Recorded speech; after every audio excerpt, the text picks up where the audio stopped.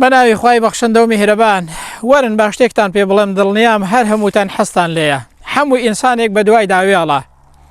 ئایا ناتەوێ بە دڵێکی خۆش و کامەرانی و ئاسوودەی و بە ئیسراحەتی دڵبژیەی دووربی لە خەم و خەفەت و سەر ئێشە دەوەرە با پێت بڵێم زۆر ئاسانە قسەی بینی خۆمان بێت تەنها یەک کەلیمەیە بەڵام وریا بە زۆر گەورەیە تەنها واز لە حەسادەت و ڕقوقی نەبێنە دڵنیا بە ژیانت 100% دەگۆڕێت و لە ژیانتدا ئیسراحەت دەکەی و لە زۆر خەم و پەژارە و ناخۆشی و ناڕەحەتی پارێزراو دەبیت. زانستی پزیشکی و دەروونزانی دەڵێت زۆربەی نەخۆشیەکانی دڵ کە تووشی ئینسان دەبن بەهۆی حەسادەتەوە تووشی ئینسان دەبن. زانایانیش فەرموویانە ئینسانی حەسوود قەت ئاسوودە نابێت هەمیشە لە خەم و پەژارە و ناخۆشی و ناڕەحەتیدایە. ئەگەر دەتەوێت ژیانت خۆش بێت دڵت ئاسوودە بێت